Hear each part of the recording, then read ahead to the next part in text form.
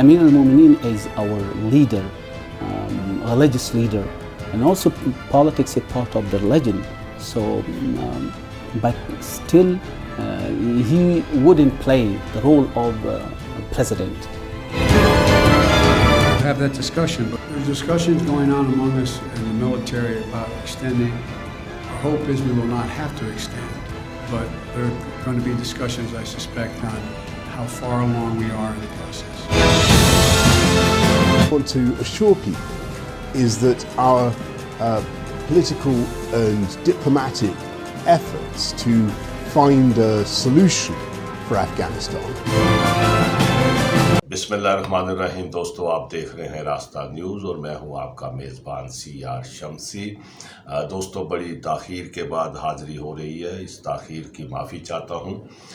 आज हम बात करेंगे, वैसे तो इस पर पूरी दुनिया इस वक्त इस मौजू पर बात कर रही है, और वो है काबल कैसे फ़तह हुआ और किस तरह एक तूफ़ानी अंदाज में तालिबान आए और फिर छा गए, और फिर अमेरिका और नेटो फोर्सेस, और फिर जिस तरह वहाँ से उनको भागना पड़ा, और ख़ुद जो 6 साल से सदर थे अशरफ गनी साहब, वो जिस तरह फ़रार हुए हैं, उसके बाद एक अजीब व गरीब मंज़र बन चुका है अफ़गानिस्तान। और उसके बदकिस्मत अवाम जो 40 बरसों से खाना जंगी का सामना कर रहे हैं, अपने प्यारों को रोज़ दफनाते हैं, और फिर रोज़ बम धमाके और कत्ल गारत गरी का एक सिलसिला है जो रुकता नज़र नहीं आ रहा। लेकिन अब उसका एक ड्राप सीन हो चुका है। इस पर बहुत सी ख़बरें आप देख चुके हैं कौमी मीडिया पर, बैनुल-अक़वामी मीडिया पर। लेकिन आज हम जो इस सारे मामले की हकीकत है, जो वो कहानियाँ, जो वो इंकशाफात कि आखिर तालिबान ने काबल को कैसे फ़तह किया, अमेरिका वहाँ से क्यों निकला, और नेटो फोर्सेस क्यों नाकाम हुई, और अशरफ गनी अपने महल से क्यों फ़रार हुआ, क्या क्या ले गया, ये सारी बातें कुछ तो आ चुकी हैं, लेकिन बहुत से एक ऐसे गोशे हैं जो अभी तक मंजर आम पर नहीं आए थे। आज हमने वो तमाम जो कहानी है वो सामने आई है, और ये कहानी उस वक्त सामने आई है जब प्रोग्रेसिव राइटर्स एसोसिएशन की जानिब से मुल्क के एक मायानाज सहाफ़ी एंकर सलीम साफ़ी, जो अफ़गानिस्तान की जो तूफ़ानी और तालिबान की जो तूफ़ानी फतूहात हैं उससे वो बखूबी आगाह हैं, और उनकी एक अपनी सोच है, एक अपना नज़रिया है। लेकिन साथ ही इसी तकरीब की जो सदारत कर रहे थे वो जनाब साबिक़ सेनेटर अफरा-सियाब खटक थे, और जब अफरा-सियाब खटक साहब का नाम आता है तो फिर अदम तशद्दुद की सारा फ़लसफ़ा सामने आता है, और फिर जो उनके कबीले के या उनकी जमात के लोगों ने दहशतगर्दी का सामना किया है। वैसे तो पूरे मुल्क ने उस दहशतगर्दी को भुगता है, लेकिन अवामी नेशनल पार्टी और जो अदम तशद्दुद के दाई थे, उनके साथ जो कुछ हुआ, और जिस तरह उनकी लीडरशिप को कत्ल किया गया, और एक आए रोज़ यानी कि उनके घर से जनाजे उठे, वो बखूबी जानते हैं। और ख़ास तौर पर वली ख़ान, जो अपने ज़माने में अफ़गान जंग के हवाले से, अफ़गान पॉलिसी के हवाले से उनका अपना एक नुक्ता नज़र रहा, वो पत्थर और फूल की बात करते रहे।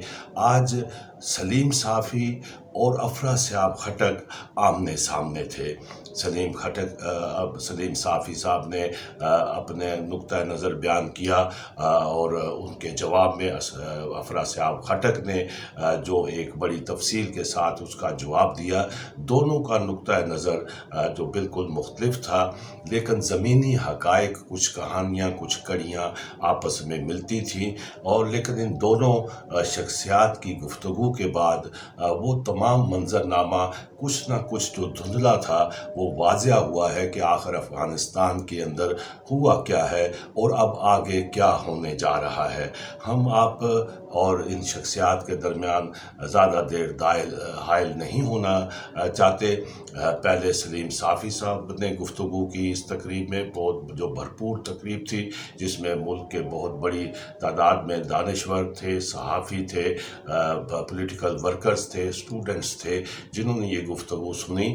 سلیم صافی نے اپنا نقطہ نظر بیان کیا اور بہت سی ایسی کہانیاں، ایسے راز پہلی بار وہ سامنے لائے جو اس سے پہلے لوگوں کے سامنے نہیں آئے تھے۔ اس کے جواب میں افراسیاب خٹک صاحب نے جو کہانی بیان کی اور جو حقائق سامنے لائے، وہ بھی اپنی جگہ ایک حقیقت رکھتی ہے۔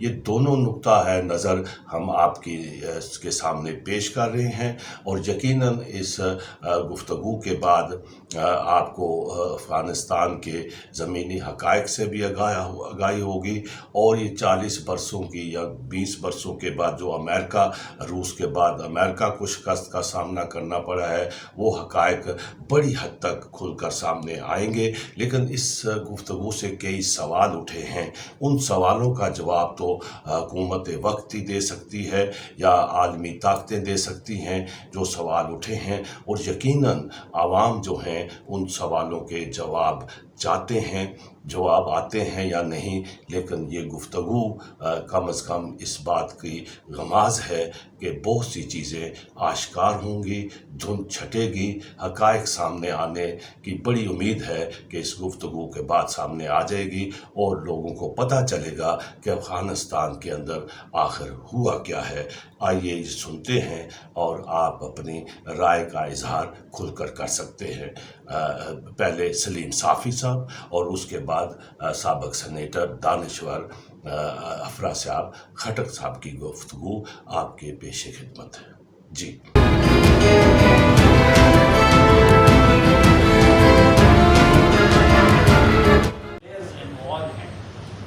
وہ امریکہ ہو، نیٹو کے اتحادی ہو، یا پھر ریجنل کنٹریز ہو، تو آپ اگر دیکھیں تو وہ خود کتنے بڑے انپریڈکٹیبل ہیں۔ آپ لوگوں کو یاد ہوگا کہ شروع میں بار بار بش بھی یقین دہانی کراتے رہے کہ ہم افغانستان کو اسی طرح نہیں چھوڑیں گے، پھر اوباما کے دور میں بھی یہ چیز ریپیٹ ہوتی رہی کہ ہم 90 کو نہیں دہرائیں گے۔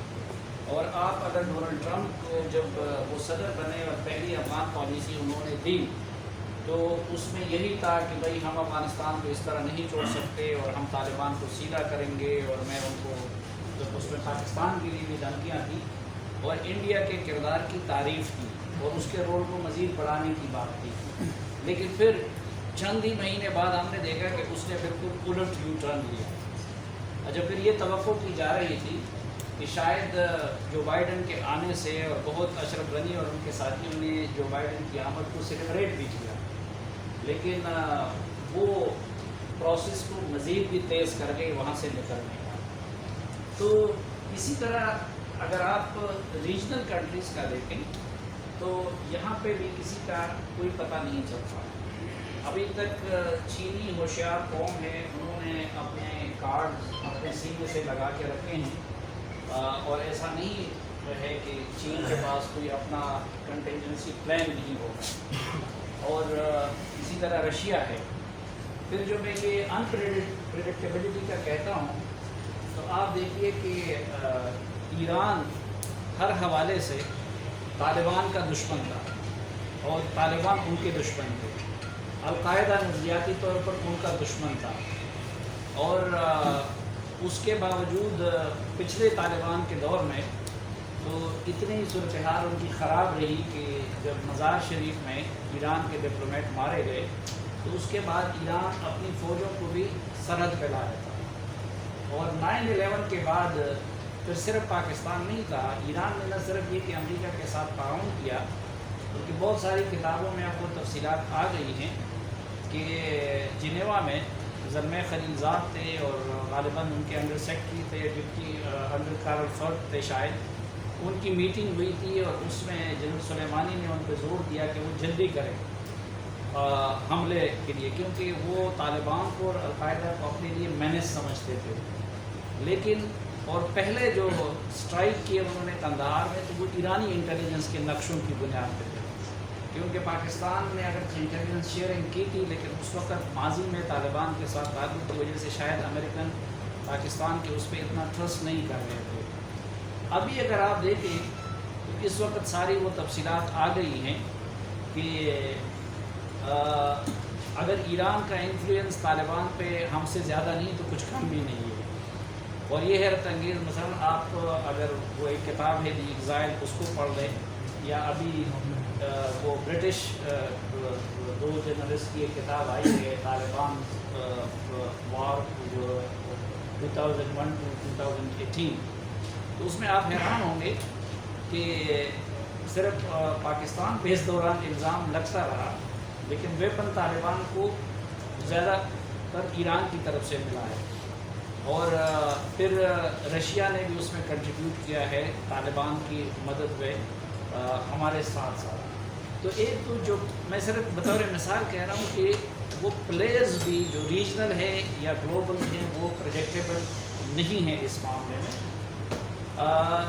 اس لیے اچھا پھر ہمیں یاد ہے کہ جب ڈاکٹر نجیب اللہ کی حکومت کو شکست ہوئی، آج میرے کالم میں وہ فقرہ ہے بھی کہ کہیں ایسا نہ ہو کہ یا بلکہ ہونا چاہیے کہ فواد چودھری جا کے پوری خشتی مسجد میں اعجاز الحق کی طرح نماز شکرانہ ادا کرے۔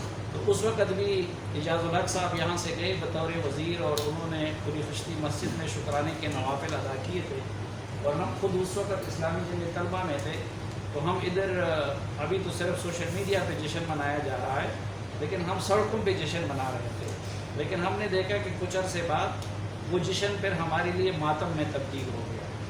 تو میں اس لیے یہ کہتا ہوں کہ ایک تو خصوصاً حکومتی عہدیداروں کو اپنی زبان کے استعمال میں احتیاط سے کام لینا چاہیے، اور دوسرا ابھی آگے جا کے دیکھنا چاہیے کہ صورتحال کیا بنتی ہے۔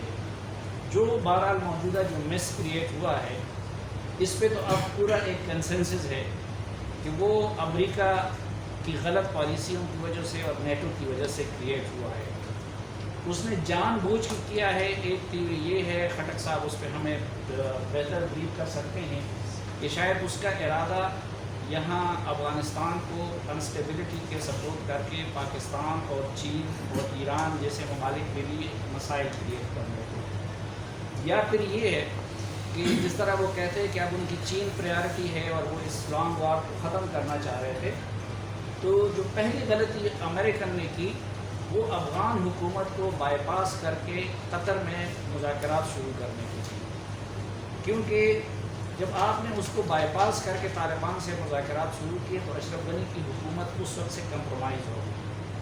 اچھا یہی کام جب 2014 میں امریکیوں نے کرنا چاہا تو حامد کرزئی میں یہ چیز تھی کہ وہ ڈٹ سکتے تھے، وہ جینون سن آف ڈسائر تھے، تو وہ امریکیوں کے آگے ڈٹ گئے، اور انہوں نے اس وقت کہا تھا کہ یہ کام اوور مائی ڈیڈ باڈی ہوگا، اور احتجاجاً اس نے قطر سے اپنے سفیر کو بھی بلا لیا اور قطر کے سفیر کو بھی بھیج دیا۔ اس نے کہا مذاکرات ہوں گے تو پہلے میری حکومت سے ہوں گے، لیکن اشرف غنی صاحب جب وہ کام شروع ہو رہا تھا تو وہ یہ ہمت نہیں کر سکے، وہ امریکن کو روک نہیں سکے، ان کو آنکھیں نہیں دکھا سکے ان کی طرح۔ اور پھر جب افغان انٹرا افغان ریکنسیلیشن کے بغیر جب قطر ڈیل پہ سائن ہوا تو اس وقت بھی اشرف غنی صاحب نے وہ ہمت نہیں دکھائی۔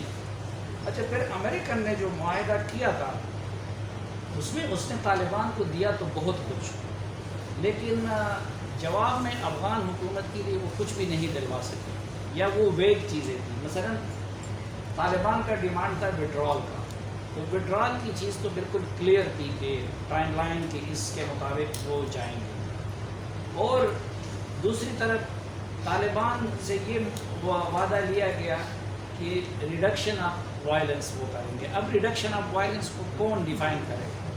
حالانکہ پچھلے پورے سال کے دوران پھر ہم نے دیکھا کہ نہ امریکن نے طالبان پہ ایک گولی چلائی، نہ طالبان نے امریکن پہ ایک گولی چلائی، لیکن اس دوران وہ چن چن کر اپنے مخالفین کو، وہ میڈیا میں تھے، وہ حکومت میں تھے، یا وہ انٹیلیجنسیا میں تھے، ان کو مارتے رہے اور امریکن تماشا دیکھتے رہے۔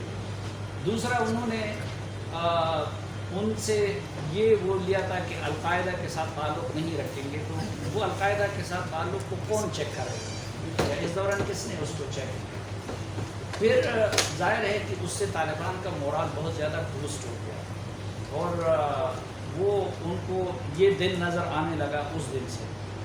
تو ان کا ظاہر ہے کہ پھر پاکستان کا انفلوئنس بھی ان پہ بہت کم ہو گیا, ایران کا انفلوئنس بھی ان پہ بہت کم ہو گیا. تو اس دوران پھر جب وہاں پہ مذاکرات ہو رہے تھے قطر میں, اس میں اشرف غنی صاحب نے بھی کئی غلطیاں کی. مثلاً پہلے یا تو ان کو شروع میں ڈٹ جانا چاہیے تھا, اب قیدیوں کی رہائی میں انہوں نے تاخیر کر دی کیونکہ وہ مذاکرات اس سے مشروط تھے. پھر اپنی ٹیم ایک ایسی بنانے میں تاخیر, پھر ٹیم بھی ایسی تھی کہ جو طالبان کے لیے بالکل قابل قبول نہیں تھی. اب آپ دیکھیں کہ 5-6 مہینے سے افغان حکومت کی ٹیم بھی ادھر بیٹھی ہوئی تھی اور طالبان کی ٹیم بھی ادھر بیٹھی ہوئی تھی, اور ان کے جو افغان حکومت کے نمائندے تھے آرام سے. اب یہ 5-6 مہینوں میں وہ رتی بھر پیش رفت نہیں کر سکے, اور پر ڈے ان کو جو ہے وہاں 1000 ریال کا وہ ڈی اے ملتا رہا اور وہ انجوائے کرتے رہے. اور یہاں پہ بھی پھر اشرف غنی صاحب اور جو ان کی ٹیم کے لوگ تھے امراللہ صاحب, میں ذاتی معلومات میرے یہ ہے کہ پچھلے 7-8 مہینوں میں پاکستان نے بڑے سیریس ایفرٹس کیے, اور وہ سیریس ایفرٹس اگر افغانوں کی ہمدردی میں نہیں تھے لیکن پاکستان کی اپنی ضرورت کے تحت تھے, کیونکہ پاکستان کو ایک تو یہ شک ہونے لگا کہ شاید طالبان اور امریکہ کی کوئی میچ فکسنگ ہوئی ہے. پھر دوسرا پاکستان کو یہ تھا کہ اگر وہاں پہ انارکی آتی ہے یا سول وار ہوتا ہے تو سب سے زیادہ میں افیکٹ ہوتا ہے. اور تیسرا پاکستان کو یہ احساس تھا کہ اگر وہاں پہ اسٹیبلٹی آتی ہے تو پھر مغرب کی طرف سے اور امریکہ کی طرف سے پاکستان کے جو ملبہ ہے وہ نسبتاً کم تعداد میں گرے گا. اس جنگ کے اثرات کی صورت میں بھی, ریفیوجیز کی صورت میں بھی, اکنامک نقصان کی صورت میں بھی زیادہ ایفیکٹ ہوگا, اور ویسٹ کی طرف سے ملبہ بھی زیادہ گرے گا. تو میں کچھ چیزوں سے واقف ہوں کہ اس دوران پورے خلوص کے ساتھ پاکستان نے کوشش کی, طالبان پہ دباؤ بھی ڈالا, ان کو سمجھانے بجھانے کی کوشش کی, لیکن اشرف غنی صاحب پاکستان کو پاسٹ کی بنیاد پہ دیکھ کے رہے, اور اس کے جواب میں الٹا ان کا رویہ بھی, مثلا جو سپیس امریکیوں نے پاکستان کو دیا تھا طالبان کے ساتھ ڈیل کے لیے, آپ دیکھیں کہ جب ان کی اپنی ضرورت تھی ڈیل کے لیے تو ان دنوں امریکیوں نے پاکستان کے بارے میں منہ بند کر دیے تھے, لیکن اشرف غنی صاحب نے یہ سپیس پاکستان کو نہیں دیا. اب جس دن جنرل باجوہ نے وہ برٹش جنرلز کے ساتھ وہاں کا دورہ کیا اور ان کو یہ ساری تفصیلات بتا دی, اور مزید کچھ چیزوں پہ طالبان کو ایگری کیا جا چکا تھا وہ بھی بتا دی, تو بجائے اس کے کہ اگلے دن کوئی پازیٹیو رسپانس آتا تو امراللہ صالح آگے یہاں پہ پاکستانی بارڈر کے قریب ننگرہار صوبے میں, اور ادھر اس نے تقریر کر کے پورے پاکستان کو گالی دی, اور پورے پاکستان کو انہوں نے جن الفاظ سے تشبیہ دی وہ میں اپنے منہ پہ بھی نہیں لا سکتا. تو وہ بالکل واضح نظر آ رہا تھا کہ وہ پھر اسی طرح دوسری مثال آپ اس کی دے دیں کہ اس وقت انہوں نے ڈیمانڈ کیا کہ ہمارے بھی یہ 4 لوگ پھر ادھر آ جائیں گے اور آپ طالبان کے ساتھ وہ یہ 4 لوگ ان کے ہیں اور ان کو بھی وہاں پہ بلا لیں تاکہ ان کی نیگوسیشن ہو جائے. وہ یہ لوگ یہاں پہ ایفرٹس کر رہے تھے, طالبان اس کے لیے ایگری نہیں ہو رہے تھے, لیکن پاکستان کی ایفرٹس جاری تھی جس کے تحت اشرف غنی صاحب کی حکومت کو اور کرزئی صاحب کو اور یہ جو لوگ ابھی اس روز آئے تھے شمال کے لوگوں کو پاکستان بلایا گیا. آپ کو یاد ہوگا کہ تاشکند کانفرنس سے پہلے یہاں پہ تھا کہ پاکستان میں افغانوں کی کانفرنس ہو رہی ہے. اب پہلے خود عمر داودزئی صاحب جو کہ ان کے اسپیشل انوائے ہیں انہوں نے خواہش ظاہر کی کہ ہماری حکومت کو بھی انوائٹ کیا جائے. اب پاکستانی حکومت سے انویٹیشن دلوا دی, لیکن اگلے دن پھر حکومت نے اعلان کیا اشرف غنی صاحب کہ ہم ان مذاکرات میں شامل نہیں ہوں گے. اسی طرح ادھر یہ شرط لگائی گئی کہ جی حامد کرزئی صاحب اور عبداللہ کو پرائم منسٹر کال کرے, تو ان سے کال بھی کروائی گئی, ان کی یہاں ہوٹل میں بھی بکنگ ہوئی تھی, لیکن اشرف غنی صاحب نے ادھر ان کو انٹیمیٹ کیا کہ آپ لوگوں نے نہیں جانا ہے. اور پھر جب وہاں پہ شنگھائی کوآپریشن کانفرنس میں عمران خان اور ان کی ملاقات ہو رہی تھی, اب ایک دن پہلے تک تو اشرف غنی صاحب ان سے ملنے پہ آمادہ نہیں تھے, لیکن پھر جب کچھ روس چین کی کوشش سے وہ ملنے پہ آمادہ ہو گئے تو ملاقات میں انہوں نے خان صاحب سے یہ ڈیمانڈ کیا کہ آپ اس کانفرنس کو ملتوی کر دیں، اور ان کے ڈیمانڈ پہ پھر عمران خان صاحب کو وہ کرنا پڑا، ادھر ہی اعلان کرنا پڑا، اور پاکستان حالانکہ ایک دن بیچ میں تھا، بلکہ کچھ لوگ جو باہر کے ممالک سے آ رہے تھے وہ پہنچ بھی گئے تھے۔ تو میرے خیال میں بنیادی طور پر ایک امریکہ کا اور پھر ان کا یہ رویہ، ہمارے غلطیاں بالکل پہاڑ جیسی ہیں، میں اس کا یہ مطلب نہیں کہ ہمارا کوئی دامن بالکل صاف ہے، لیکن میں ماضی کی بات نہیں کر رہا ہوں، میں پچھلے 4-5 مہینے کی بات کر رہا ہوں کہ اس دوران سوچ میں کن وجوہات سے تبدیلی آئی تھی اور کن سے کیوں کوآپریشن نہیں کیا گیا۔ پھر یہ تھا مثلاً کل میں یہاں پہ یونس قانونی صاحب سے گپ لگا رہا تھا، تو میں نے ان سے کہا کہ آپ لوگوں کو کیا ہوا تھا کہ شمال کے لوگوں نے مثلاً پنجشیر اور بدخشان یہ علاقے تو ماضی میں بھی وہ نہیں لے سکے تھے، تو انہوں نے کہا کہ دیکھیں ماضی میں تو ہم اور ہمارے لوگ لڑ رہے تھے، اب تو ہم پالیٹکس کر رہے تھے، اور ہم ہزاروں لوگ ہمارے لڑنے کے لیے تیار ہوں گے اور ہو جائیں گے، لیکن ہماری اس مرتبہ سیکیورٹی، ہمارے لوگ تو مسلح نہیں تھے نا، ہم نے مسلح کیے تھے، ہم بھی ادھر پالیٹکس کر رہے تھے، اور اب کے بعد سیکیورٹی تو افغان نیشنل فورسز کی ذمہ داری تھی۔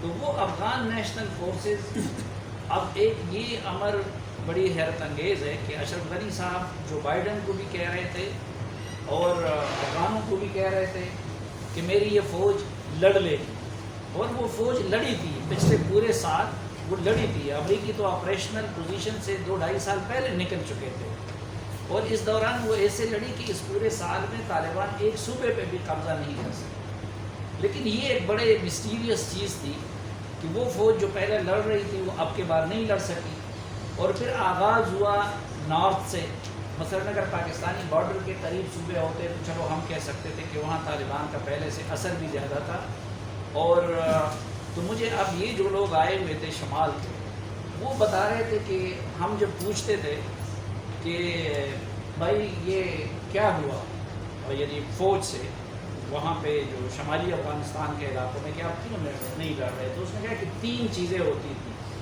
یا تو یہ کہ ان کو مرکز سے آرڈر آ جاتا تھا کہ آپ نے لڑنا نہیں ہے اور آپ لوگ ہتھیار پہن کے واپس آ جائیں، دوسری یہ صورت ہوتی تھی کہ ان کو سپلائی منقطع ہو جاتی تھی، یا تیسری یہ صورت ہوتی تھی کہ جو لوکل فوج ہوتی تھی اس کا اپنے ہائی کمانڈ کے ساتھ رابطہ منقطع ہو جاتا۔ اب پھر جب طالبان کابل کے ارد گرد آئے بھی تو اس کے بعد بھی آپ لوگوں نے دیکھا کہ اشرف غنی صاحب وہی بات کر رہے تھے کہ ہم لڑ سکتے ہیں، اور لیکن وہ نہیں لڑ سکے۔ اچھا، دوسری طرف طالبان نے اس دوران جو کل مجھے ایک طالبان کا بندہ بتا رہا تھا کہ ہم نے 2 چیزوں سے یہ سب کچھ پتہ کیا ہے، میں نے کہا وہ کیا چیز؟ اس نے کہا ایک لاؤڈ اسپیکر سے اور دوسرا جو ہے مشران سے۔ تو میں نے کہا جی وہ کیسے؟ اس نے کہا ہم چوکی کے قریب چلے جاتے تھے اور ادھر سے لاؤڈ اسپیکر کے ذریعے ان کو مخاطب کر کے ان سے کہتے ہیں کہ اچھا بھائی فیصلہ کریں، آپ نے اشرف غنی کے لیے لڑنا ہے یا اللہ اور رسول کے لیے لڑنا ہے، ٹھیک ہے؟ اور پھر ہم ان سے کہتے تھے کہ بھائی اگر اشرف غنی کے لیے لڑنا ہے تو ہم آپ کو چھوڑیں گے بھی نہیں، اشرف غنی آپ کی مدد کے لیے بھی نہیں آ سکتا، ان کی حکومت، اور آپ نے جہنم میں بھی جانا ہے، اور اگر آپ لڑتے نہیں ہیں تو ہمارے ساتھ آ جائیں، ہم آپ کو عزت بھی دیں گے، ہم آپ کو رسپیکٹ بھی دیں گے، ہم آپ کو معافی بھی دیں گے۔ اور اس مرتبہ انہوں نے پھر وہ کیا کہ جو فوجی سرنڈر ہو جاتے تھے ان کو کلاشنکوف تک بعض جگہوں پہ دے دیا اور ان کو عزت کے ساتھ گھر روانہ کر دیا۔ اب ظاہر ہے کہ میرے خیال میں جو گرفت اور جو تمام طبقات کو انوالو کرنے کی صلاحیت اپنی حکومت میں وہ حامد کرزئی صاحب کے پاس تھی، وہ اشرف غنی صاحب کے پاس نہیں تھی۔ ان کی گورنمنٹ اس دوران وہ پاپولر گورنمنٹ نہیں تھی، اس لیے وہ فوج ان کے لیے لڑنے پہ کسی جگہ پہ آمادہ نہیں تھی۔ دوسرا مشران کا، مشران ہمارے ہاں ایلڈرز کو کہتے ہیں، تو وہ کہتے ہیں کہ ہم علاقے کے ایلڈرز کو بھیج دیتے تھے، گورنر اور پولیس چیف اور جو ملٹری کمانڈر ہوتا تھا ان کے ذریعے نیگوشیٹ کر سکتے تھے کہ بھائی آپ نے اگر لڑنا ہے تو ہم پھر یہ کریں گے، اور اگر نہیں لڑنا ہے تو پھر آ جائیں ہمارے ساتھ مل جائے آپ عزت اور احترام کے ساتھ. اس نے کہا کہ 99% پروونسز میں اور ڈسٹرکٹ میں یہی ہوا کہ وہ رضاکارانہ ہمارے پاس آ گئے. بہرحال اس کا نتیجہ یہی نکلا کہ اشرف غنی صاحب نکل گئے اور طالبان افغانستان پہ دوبارہ قابض ہو گئے. اب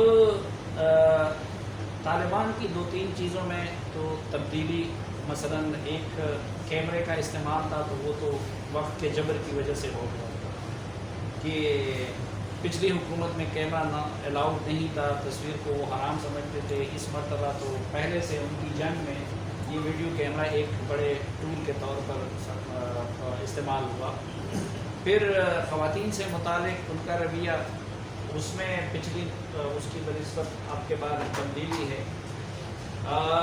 تیسرا وہ یہ کہہ رہے ہیں جو انکلوسیو گورنمنٹ کی بات کر رہے ہیں، لیکن میں جب اس کو سمرائز کرتا ہوں تو شاید سوشل کنٹیکسٹ میں کچھ نہ کچھ ان کا اپروچ بدل گیا ہے، لیکن پولیٹیکلی مجھے نہیں لگتا کہ وہ بدل گئے ہیں. کیونکہ جب وہ امارت اسلامی پہ اصرار کرتے ہیں تو امارت اسلامی میں پھر نہ انکلوسیو گورنمنٹ کی گنجائش بنتی ہے اور نہ ہم اور آپ جس چیز کو ڈیموکریسی سمجھتے ہیں نہ اس کا کوئی امکان بنتا ہے.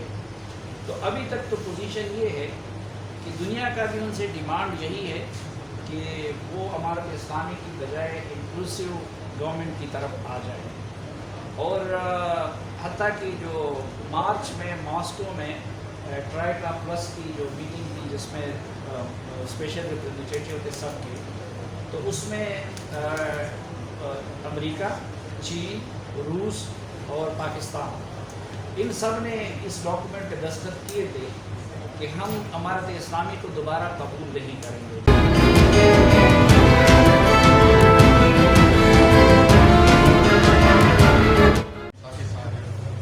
پروگریسو رائٹرز ایسوسیشن کی اکابرین، دوستوں، ساتھیوں، عزیزوں، خواتین و حضرات، سب سے پہلے میں پروگریسو رائٹرز ایسوسیشن کا شکریہ ادا کرنا چاہتا ہوں جنہوں نے ہمیں دعوت دی اور ہمیں موقع دیا کہ آپ سے کچھ تھوڑی بہت بات کر سکیں. اور میرے لیے تو بات آسان ہو گئی ہے. سلیم صاحب نے جو باتیں کی ہیں بڑی تفصیل سے کافی چیزوں پر روشنی پڑی ہے. میں مختصر کچھ گزارشات کروں گا. پھر مجھے ایک اور پروگرام میں جانا تھا تو اس لیے میں نے اجازت مانگی. میرا خیال یہ ہے کہ پاکستان کی افغان پالیسی جو ہے وہ ایک مستقل مزاج پالیسی رہی، اس میں تبدیلی نہیں آئی. جنرل ضیاء الحق کے وقت سے ایک پالیسی بنی ہے، وہ ہے ایک اسٹریٹجک ڈیپتھ کی پالیسی افغانستان میں. یعنی اس میں یہ تھا کہ افغانستان کو ایک ایسا ملک ہو جو ایک طرح سے اس کی خارجہ سیاست اور اس کی سیکیورٹی کی سیاست جو ہے وہ پاکستانی سیاست کی چھتر چھایا کے نیچے چلے. یہ یعنی سمجھ تھا مختصر طور پر کہہ سکتا ہوں. یہ چلا رہا ہے، اس میں تبدیلی بھی ہے. اور میں سمجھتا ہوں کہ پاکستان میں جو ملٹری اسٹیبلشمنٹ ہے وہ اس کے بارے میں بڑی سیریس. میرا اندازہ یہ ہے، میں شاید غلط ہوں، میں زیادہ حکومت میں نہیں رہا ہوں، اپوزیشن میں ساری زندگی میں نے گزاری ہے، لیکن میرا خیال ہے کہ بڑی سیریسلی اس پہ قائم رہی ہے پاکستانی اسٹیبلشمنٹ، ڈٹی رہی ہے اس پہ بڑی پکے ارادے. پھر باہر کی طاقتوں کی اپنی اپنی امریکہ کی، چین کی، روس کی سیاستیں ہیں. میں سمجھتا ہوں کہ جب طالبان کی حکومت ختم ہوئی تھی اور امریکی وہاں آئے تھے تو امریکیوں نے طالبان کو بحیثیت تنظیم کے ٹیررسٹ قرار نہیں دیا تھا. ان کی تنظیم کے بعض عناصر کو انہوں نے ٹیررسٹ قرار دیا تھا سرکاری طور پہ، جس میں حقانی نیٹ ورک تھا، جس میں کچھ نام تھے طالبان کے لیڈروں کے. لیکن طالبان کے ایز آرگنائزیشن، کیونکہ طالبان آرگنائزیشن انہی فیکٹری میں پیدا ہوئی ہے جو امریکی اور عرب ڈالروں سے جہاد کے سلسلے میں یہاں لگی. تو یہ ان کی ایک نون کماڈیٹی تھی. طالبان کے لیے کوئی ایسی اندرونی انجانی طاقت نہیں تھی، وہ جانتے تھے. اور وہ طالبان سے میں سمجھتا ہوں کہ 90s میں بھی امریکی تعلقات بنانا چاہتے تھے. ان کی آمد و رفت تھی. روبن ریفن کابل گئی تھی، یہاں امریکی سفیر ان سے ملتے تھے. لیکن یہ تھا کہ یہ جو حملہ ہوا القاعدہ کا، تو اس سے انہوں نے افغانستان پہ چڑھائی کی. لیکن میرا خیال ہے وہ یہاں آنا بھی چاہتے تھے، یعنی چڑھائی کے علاوہ بھی میرا خیال ہے اس علاقے میں آنا وہ چاہتے تھے. تو اس کے لیے انہوں نے، لیکن انہوں نے طالبان کو ٹیررسٹ قرار نہیں دیا. شروع میں ان کا یہ خیال تھا کہ وہ یہاں پہ طالبان بھی رہیں گے افغانستان سوسائٹی میں، اور یہ مدرسے بھی یہاں سے وہاں جائیں گے، یہ ساری چیزیں. क्योंकि उनका ये ख्याल था कि तालिबान और ये जो इनकी तालिबानाइजेशन है ये अमेरिका का प्रॉब्लम नहीं है, ये मैन लैंड अमेरिका को थ्रेट नहीं करता, इवन यूरोप को थ्रेट नहीं करता। उनका ये ख्याल था कि ये चीन के लिए मसला होगा सिंजियांग में और रूस के लिए मसला होगा सेंट्रल एशिया, क्योंकि ये रिवायती जो तालिबान जिस पुराने मकतब की नुमाइंदगी रिवायती इस्लाम जो हमारे यहाँ देहातों में था उस तरह का इस्लाम था कि ये और बातें का आइडियालॉजीज आ गई हैं, मिडल ईस्टर्न आइडियालॉजीज आ गई हैं, वहाबिज़्म और दूसरी चीज़ें पहले नहीं थी रिवायती इस्लाम। उनका यह था कि ये यहाँ का मसला है, तो इसलिए उन्होंने चाहते ये, लेकिन उन्होंने कहा था कि रिपब्लिक को बना देंगे। रिपब्लिक इसलिए कि वो एक जमहूरी मगरबी जो मॉडल है, ताकि ये सिंजियांग के भी लोग कहेंगे अच्छा हमारे यहाँ प्रेस क्यों आज़ाद नहीं है, हमारे यहाँ इंतखाबात क्यों नहीं होते, उज़्बेकिस्तान में, ताजिकिस्तान में या इन ममालिक में 5 रिपब्लिक्स हैं और छठा सिंजियांग में 6 मुल्कों में इसका इम्पैक्ट होगा। तो उन्होंने रिपब्लिक भी बनाई और उनका ये ख्याल था कि ये मजहबी तंजीमें भी साइड बाई साइड रहेंगी। लेकिन फिर वो इराक चले गए, उनकी तवज्जो यहाँ से हट गई। लेकिन मेरा ख्याल है फैसला कुन तब्दीली जो है ये 2008 के बाद आई। 2008 में आपको याद होगा एक रिसेशन आया, सरमायादार दुनिया में एक बहुत बड़ा इक़्तिसादी बहरान आया और उस इक़्तिसादी बहरान ने सरमायादार दुनिया को हिला दिया, उसकी जड़ें हिला दी। और उसका बहुत असर ये था कि उस सारे बहरान में चीन जो है वो इस्तेहकाम का एक जजीरा नमदार हुआ और दुनिया ने देखा कि चीन जो है वो इक़्तिसादी तौर पर एक सुपर पावर है और वो आलमी क़यादत के लिए आगे बढ़ रहा है। आपने देखा कि अमेरिका WTO से पीछे हट रहा था और चीन ने कहा हम WTO को मानते हैं। अमेरिका जो इन्वायरमेंट की ट्रीटी है फ्रांस को उससे पीछे हट रहा था, चीन ने कहा हम संभालेंगे। ये जो वर्ल्ड हेल्थ ऑर्गेनाइजेशन है उसको अमेरिका छोड़ रहा था, लेकिन चीन का कहना था कि चीन एक क़यादत के लिए उभरा। ये 2008 के बाद। लेकिन जो फैसला खुद जो सबसे ज़्यादा फैसला खुद थी वो चीन का बेल्ट एंड रोड का इनिशिएटिव, जब उन्होंने ऐलान किया कि हम एक ऐसा निज़ाम बनाएंगे जिसमें यूरेशियन ब्रिज एशिया और यूरोप के दरमियान एक ज़मीनी पुल जो सेंट्रल एशिया से होता हुआ यूराल की पहाड़ियों पर चढ़ता हुआ यूरोप से जा मिलेगा, ये उन्होंने बनाने का फैसला किया। इस पर अमेरिका उन्होंने फैसला किया कि ये अब सिलसिला पुराना नहीं चलता और रिपब्लिक का जो वो था, रिपब्लिक का जो उनका मनसूबा था उसको उन्होंने तर्क कर दिया। उन्होंने फैसला किया कि तालिबान को अफगानिस्तान की स्टेट सिस्टम में इंजेक्ट किया जाए। देखिए अशरफ गनी साहब के बारे में आज बहुत बातें होती है, लेकिन हम तो इस तरह के लोग हैं जो बातें करती हैं, कभी आदमी फरिश्ता होता है कभी शैतान होता है। मेरा ख्याल है इंसान इन दोनों के बीच में बात ये कि 2014 में जो अशरफ गनी साहब आया था उससे पहले 2011 में ओबामा का प्लान था अमेरिका का कि वो अफगानिस्तान से निकलेगा। 2014 से ड्रा डाउन शुरू होना था फौज निकलने का और 2016 में मुकम्मल इनकलाब था। ये आपको याद होगा, ये मंसूबा था। इसके तहत अशरफ गनी साहब 2014 में आए और पाकिस्तान से उन्होंने मुज़ाकरात किए। ये किसी भी अफगान हुक्मरान और पाकिस्तानी हुक्मरानों के दरमियान सबसे अच्छे मुज़ाकरात और सबसे बेहतरीन मुआहदे दोनों मुल्कों के दरमियान। वो जो मुआहदे तो उस तरह से नहीं कह सकते, लेकिन मेमोरेंडम्स ऑफ अंडरस्टैंडिंग MOUs मुफाहमत के समझौते 48 हुए। आप किसी दिलचस्पी ज़रूर देखें। उसमें स्ट्रेटेजिक भी थी कि मसलन अफगान फौजें तरबियत के लिए यहाँ आएंगी। उसमें यह था कि दरिया काबल पर हम मिलकर बिजली के मनसूबे बनाएंगे, पन बिजली, और दोनों मिलकर उसको इस्तेमाल करेंगे। उसमें यह था कि पाकिस्तानी सनतकारों के लिए कहा गया कि वो मज़ार शरीफ में कारखाने लगाएंगे और वहाँ से फिर वो एक्सपोर्ट करें पाकिस्तान सेंट्रल एशिया। ये यानी देखिए ना, ये एक तरह से ब्लैंक चेक्स थे और इससे बेहतर कभी पाकिस्तान और अफगानिस्तान के दरमियान नहीं हुआ। लेकिन अशरफ गनी को बहुत सदमा हुआ जब वो वापस यहाँ से गया। उसके ख्याल से वो GHQ भी गया। उसके अपने मुल्क के लोगों ने बहुत ताने दिए कि भाई तुम जनरल तो नहीं या अफसर तो फौजी अफसर तो नहीं थे, तुम्हारा क्या काम था। लेकिन उसने कहा कि हमें मसला हल करना है, हमें ये चीज़ें प्रोटोकॉल और ये चीज़ें दें। लेकिन वो यहाँ से गया तो नई जंग तालिबान ने शुरू की 2014 के बाद, बहुत बड़ी जंग। और मैं नहीं समझता कि अमेरिका को उसका पता नहीं होगा, यानी मेरा ये ख्याल कि उनको भी पता था कि 2015 में जब नवाज शरीफ साहब वज़ीर आज़म थे तो यहाँ पर हट ऑफ एशिया की कॉन्फ्रेंस उन्होंने मुनाकिद करनी थी, जिसकी सदारत उन्होंने करनी थी।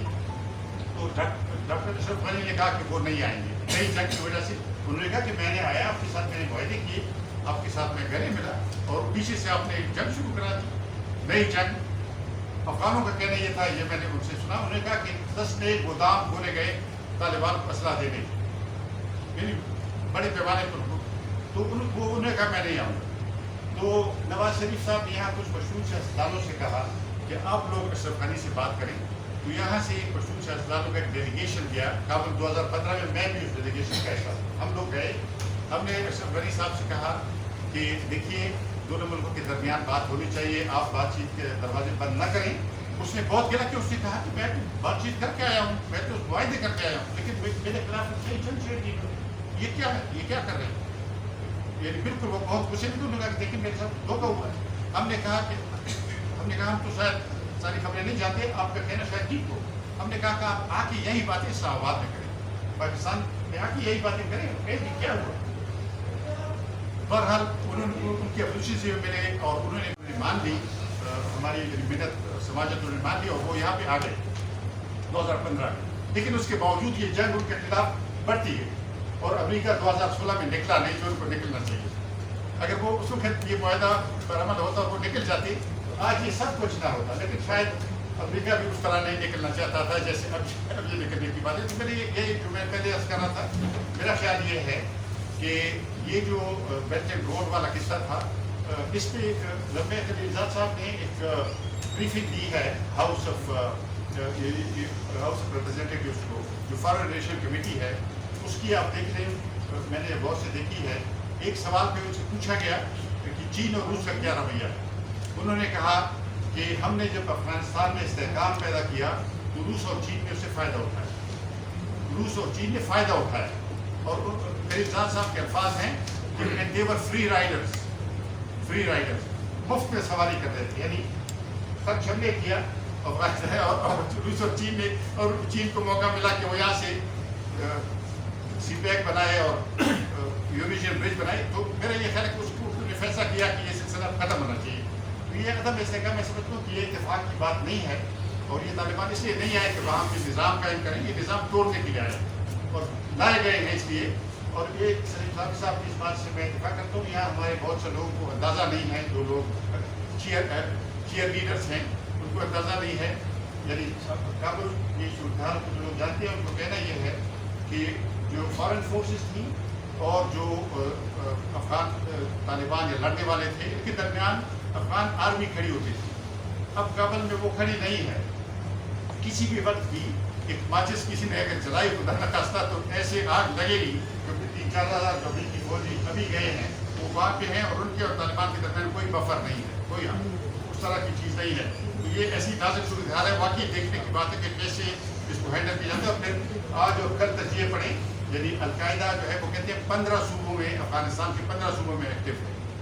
ये जो TTP के कैदी हैं, लोग कहते हैं कि 800 के करीब, बाद लोग कहते हैं कि इससे ज़्यादा है। और ये बड़े तजुर्बेकार लोग हैं, एक्सपीरियंस लोग हैं, यानी लड़ने वाले लोग हैं। अब ये भी हमें पता चला है कि TTP के ज़्यादा लोग कैद हुए अफगानिस्तान में और मरे भी वहाँ ज़्यादा। ये जो हमारे हम लोग कहते थे, लेकिन 2007 में तहरीक तालिबान बनी, 2007 से ये अभी तक ये हर TV शो में, अब तो हमें नहीं बुलाते, जो बुलाते थे तो जो रिटायर्ड जनरल हैं हमारे साथ इतनी लंबी लड़ाइयाँ करते थे। नहीं, TTP जो है ये हिंदुस्तान के लोग हैं और अफगान तालिबान मुजाहिदीन हैं और इनके दरमियान कोई। अब ये कहने लगे हैं कि एक सिक्के के 2 रुख हैं। ज़रा जो वाला ये ज़रा पाकिस्तानियों को आप बताना पसंद करेंगे, ये जो आप पिछले 8-10 साल ये बातें करते रहे थे, उसका मोटिव क्या था और क्यों आपने पाकिस्तान के अवाम को धोखा दिया, गलत बातें की। तो गुजारिश ये कि ये भी देख लें कि मेरे ख्याल में अफगानिस्तान दोबारा एक ऐसी उसमें का मरकज़ बन रहा है। तालिबान के पीछे कौन खड़े? 6 मुल्क तालिबान के पीछे खड़े। सबसे पहले पाकिस्तान, उसके बाद अमेरिका, उसके बाद बरतानिया, उसके बाद रूस, उसके बाद चीन, उसके बाद ईरान। 6 मुल्क। और 6 मुल्क जो हैं, मैं अभी एक दोस्त से बात कर रहा था, एक फारसी की सलाह उर्दू में भी मुश्तामिल है, आपको जो पुरानी उर्दू से वाकिफ हैं, गुर्ग आश्ती कहते हैं, गुर्ग आश्ती, पीस ऑफ द वुल्व्स, भेड़ियों का अमन। ये 6 मुल्क खड़े हैं और हर एक का ख्याल है कि तालिबान को दूसरे के खिलाफ इस्तेमाल करते हैं, हर एक से। अब कौन कामयाब होता है ये तो अल्लाह बेहतर जानता है क्या होगा, लेकिन होगा, कुछ तो होगा ना। ये तो सबको तो तालिबान सबको नहीं, ऐसा तो नहीं हो सकता कि सबके लिए इस्तेमाल 1 या 2 या 3 के लिए होंगे। मेरे ख्याल में बड़ी नाजुक वाले खत्ते में हम आंखें बंद किए हुए एक नए तनाज़े के अंदर घुस रहे हैं। मेरा ख्याल ये है जनूबी एशिया। मेरा ये कहना है कि देखें, सी पैक के खिलाफ बिल्कुल सी पैक के बारे में यदि अगर ये पॉलिसी तालिबान रहती, सी पैक के बारे में भूल जाना हो। ये नहीं देखे ना, ये गवादर में आज हम लोग ये तीसरा हमला है पिछले 2 हफ्तों में चीनी ऊपर पाकिस्तान में, और ये जो 80 से ज़्यादा वारदातें फाटा के अजला में हुई है, हमारी मीडिया रिपोर्ट नहीं करती, उस पर बहस नहीं होती। ये देखें ये क्या हो रहा है, ये सूरत बढ़ेगी और तेज़ी से बढ़ेगी। मेरा ये कहना है कि एक नए आलमी आर्डर के ऊपर एक बड़ी लड़ाई है या झगड़ा है, लेकिन जैसे आपको याद होगा कि सोवियत यूनियन और अफ्रीका के दरमियान जब तनाव था, तो उस तनाव में ज़्यादा जो सियासी तनाव था वो यूरोप में था। जो आपको याद होगा वार्सा पैक्ट और नाटो के दरमियान तनाव था, कशमकश थी, लेकिन गर्म लड़ाई हमारे हाथों में। इस दफ़ा भी तनाव ईस्ट एशिया में ज़्यादा होगा। जापान, ऑस्ट्रेलिया एक तरफ खड़े होंगे, चीन दूसरी तरफ खड़ा होगा, साउथ चाइना सी के अंदर तनाज़े होंगे, लेकिन लड़ाई फिर यहाँ होगी। और क्यों यहाँ होगी? क्योंकि यहाँ स्ट्रक्चर्स हैं। यहाँ नेशनल एक्शन प्लान पर जो हम कहते थे कि अमल दरामद होना चाहिए, अमल दरामद नहीं हुआ। लेकिन क्यों नहीं हुआ? इस दिन के लिए नहीं, ये होना था। ये नवाज शरीफ की हुकूमत का तख्ता कैसे उठा गया? क्योंकि सी पैक को रोकना था। जब नवाज शरीफ की हुकूमत खत्म हुई, सी पैक की पॉलिटिकल ओनरशिप खत्म हुई। कहाँ है सी पैक की पॉलिटिकल ओनरशिप? वो हर सुबह उठ के कहता था कि सी पैक गेम चेंजर है, सी पैक हमारा मुस्तकबिल है। आपको याद होगा कि अब कितने महीने में आप ये बात सुनते हैं, और वर्ल्ड बैंक आके आपके सर पे बैठ गया है, वो कहता कि दिखाएं चीफ के साथ आप क्या कर रहे हैं। तो ये एक बड़े खेल में, और बदकिस्मती से क्योंकि हम फ्रंट लाइन स्टेट बनने की जो हमारी एडिक्शन है वो हमें छोटी नहीं है, हम दोबारा एक नई फ्रंट लाइन स्टेट बनने जा रहे हैं। बातें बहुत करते हैं जी, मैं तो देखें ये अस्करी क़यादत की बात इसलिए करूँगा कि अफगान पॉलिसी सियासी क़यादत के हाथ में है नहीं, लेकिन ये 3 जो जनरल रहे हैं, ज्ञानी, जनरल राइट, शरीफ और जनरल बाजवा, ये तीनों कहते रहे हैं कि हम पुरानी पॉलिसी को तर्क किया। बहुत दफ़ा कहा है कि आप जैसे बहुत से लोगों ने सुना होगा जो उनके सामना उनसे हुआ, उन्होंने वो कहते नहीं जी ये पॉलिसी बदल गई। लेकिन बदलने के लिए 3 चीज़ों का मैं पूछना चाहता हूँ। जो पुरानी पॉलिसी थी सियावलाख की स्ट्रेटेजी, उसमें पहली बात ये थी कि उन्होंने अफगानों को दोस्त नहीं बनाया, अफगानिस्तान को दोस्त नहीं बनाया, उन्होंने एक गिरोह को दोस्त बनाया। पहले अब्दुल एक मदियार की पार्टी हिज़्ब इस्लामी हलीफ थी, बाकी दोस्त थे लेकिन हलीफ उस तरह नहीं, उसको डिच किया, तो फिर तालिबान को उन्होंने बनाया। उसमें क्या आज क्या है, कितने अफगान यानी पाकिस्तान पर एतमाद करके, जैसे साहब कह रहे थे, जो नान तालिबान अफगान हैं उनका क्या रवैया था। दूसरी बात ये थी कि हमने कहा था कि हम जियो इकनॉमिक करेंगे, जियो स्ट्रेटेजिक से हम निकलेंगे, वो कोल्ड वार की बात है। लेकिन जियो इकनॉमिक का मैं आपकी तवज्जो दिलाना चाहता हूँ। 3 अफगानिस्तान के पड़ोसी मुल्क हैं जिन्होंने ट्रेन बनाई अफगानिस्तान तक। जो उज़्बेकिस्तान है उसकी ट्रेन मज़ार शरीफ शहर के अंदर आती है, शहर पे स्टेशन है, यानी बिल्कुल अफगानिस्तान के अंदर शहर तक आती है। ईरान की ट्रेन जो है वो हेरात सूबे के अंदर दाखिल होती है, और तुर्कमेनिस्तान की ट्रेन जो है वो अफगान बॉर्डर तक आ गई। 3 मुल्कों की ट्रेनिंग, और पाकिस्तान सबसे करीबी दोस्त मुल्क कहलाता है। लेकिन हमारे तुरखम और पेशावर के दरमियान 40 मील की सड़क है, जिसको 1992 में कहा था कि इसकी डुअलाइजेशन करेगी, डुअलाइजेशन, वो डुअलाइजेशन अब तक नहीं हुई। 1 इंच ट्रेन हमने नहीं बनाई, 1 इंच किलोमीटर की बात तो दूसरी बात है। पुरानी ट्रेन जो अंग्रेजों की थी वो रुक गई, कितनी पॉपुलर हुई। ये 1992 में हमने देखा, 1992 में मुजद्दिद की हुकूमत का क्या असर हुआ, कितने अफगानों को उन पर एतमाद। अब फिर वही और कह रहे कि सब लोग यहाँ ये जो कह रहे थे साहब, मुझे भी इसका पता है कि 1 साल से पाकिस्तान की हुकूमत कह रही थी करज़ई साहब से कि आप आ जाएं, दूसरे लोगों से कह रहे थे कि आप आ जाएं यहाँ साहब। लेकिन अफगानों की एक बात है जिसका जवाब हमारे पास नहीं है। मैं पार्लियामेंट में था, पार्लियामेंट्री कमेटीज़ में जब अफगानिस्तान की बात आती थी, अक्सर लोग पलट के मेरी तरफ देखते थे, कहते थे कि ये अफगान फोर्सेस यहाँ ट्रेनिंग के लिए क्यों नहीं आती, इंडिया क्यों जाती। और मैं हमेशा कहता, मैंने कहा कि मैं तो एक गरीब आदमी हूँ, आम आदमी हूँ, लेकिन अफगानों के साथ ताल्लुकात मेरे दोस्ती है, मैं जानता हूँ अफगानिस्तान को। मैंने कहा कि मैं उनको कन्विंस कर लूँगा, मेहनत करूँगी, वो फौजी यहाँ भेजी ट्रेनिंग की।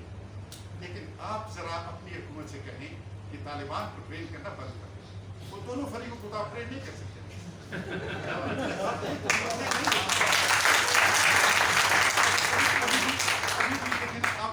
एक तरफ तालिबान की हुकूमत यहाँ पर बैठी हुई है, क्वेटा में बैठी हुई है, अब्दुल्ला साहब हिबतुल्लाह साहब वो यहाँ पे पेश इमाम थे 5 साल कुछ लाख में मस्जिद में यहाँ पे रहते थे, अभी रहते हैं। अच्छा आप एक हुकूमत है और आप दूसरे अफगानों से कहते हैं कि आप भी आ जाए, यानी कि हम यहाँ पे आप फैक्शंस हैं और हम बादशाहगर हैं, हम बनाएंगे कि आप सदर हो गए, आप वज़ीर, इस तरह तो नहीं होता। इतना दोस्ती में हमारा ये ख्याल है कि अफगानिस्तान और पाकिस्तान के दरमियान दोस्ती का बहुत पोटेंशियल। दुनिया के 2 ऐसे ममालिक कम हैं बहुत जिनके दरमियान इस तरह की मुश्तरकात कम्युनिटीज हों जैसे पाकिस्तान और अफगानिस्तान। कल्चर की हैं, तारीख की हैं, मज़हब की हैं, इक़्तिसादी मफादात की हैं, आरज़ू की।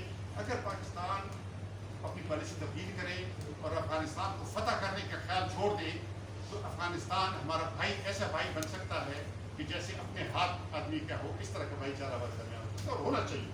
क्यों नहीं? हम हमारे एक दूसरे के ऊपर इतनी डिपेंडेंस है और हम पश्तूनों के लिए तो सबसे अहम बात यह है, हमारी एक गुजारिश हो कि आप पूरी तरह से रखें तिजारत को और बाकी जो है वो दोस्ती रखें दोनों मुल्कों के दरमियान। अब ये हमारा, लेकिन किससे कहें?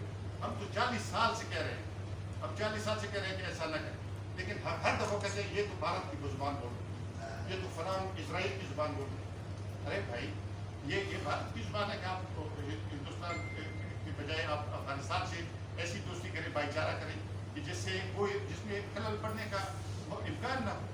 जैसे मैंने कहा 2014 के आप निकाल लें अशरफ गनी और नवाज शरीफ के दरमियान जो 48 MOUs 48 MOUs, तो ये एक बहुत लंबी दास्तान है, भी नहीं जाना चाहता, लेकिन मेरा यह ख्याल ये है कि अब भी हमारी रियासत के लिए अहम बात यह है कि अपनी पॉलिसी पर नज़रसानी करें। और देखिए ना, अफगानिस्तान में अभी आपने ऐसी सूरत नाफिज की कोई आइन नहीं, कोई कॉन्स्टिट्यूशन नहीं, कोई रियासत नहीं है, रियासती निज़ाम नहीं है। 21वीं सदी में रियासती निज़ाम को ख़त्म करना ऐसे है जैसे हम ऐसे घर में रहना शुरू करें जिसके दरवाजे नहीं हो, जिसकी छत नहीं हो। कौन प्रोटेक्ट करेगा एक आम शहरी को? यानी तालिबान भी जबर वाले हैं, लेकिन तालिबान न भी करें, कोई डाकू आ जाएंगे, मुजरिम आ जाएंगे, कौन बचाएगा इस शहरी को अगर रियासत नहीं? आप रियासत को ख़त्म किए हुए बैठे हैं आराम के साथ और आपका ख्याल है कि बस बन जाएगी कभी एक। ये इस तरह नहीं होगा। पाकिस्तान को ज़्यादा सीरियसली करना चाहिए और इस बैनुल-अक़वामी खेल से निकल आना चाहिए। पाकिस्तान को अपने पड़ोसियों से, सारे पड़ोसियों से मेरा ख्याल है कि अच्छे तौर पर बनाना चाहिए। यही एक रास्ता है तरक्की का, खुशहाली का। और जैसे हमारे यहाँ ये खुद कहते रहे हैं कि मुल्क तरक्की नहीं करते, रीजन्स तरक्की करते, खित्ते। तो खित्ते की तरक्की कैसे होगी अगर एक जगह आप एक दंगा फसाद बर्पा करेंगे और 50-60 लाख 60,000 या 1 लाख मुसल्लह लोग दूसरे मुल्क भेज देंगे और वहाँ पे वो लड़ाई लड़ेंगे और फिर उनके मुकाबले में और लोग लड़ेंगे। देखिए ये मज़ामत हो गई है, जो साहब कह रहे थे, वहाँ एक नई नस्ल है, ये सोशल मीडिया वाले लोग हैं। जिस तरह हमारे यहाँ नौजवान हैं, वहाँ भी 64% आबादी नौजवानों की, जो शायद मेरे ख्याल में बहुत से उनमें ऐसे हैं जो मरना पसंद करेंगे, लेकिन वो वाली जो तालिबान का 90s वाला निज़ाम था, वो नहीं मानेंगे। तो मैं अपनी बात यही पे करता हूँ।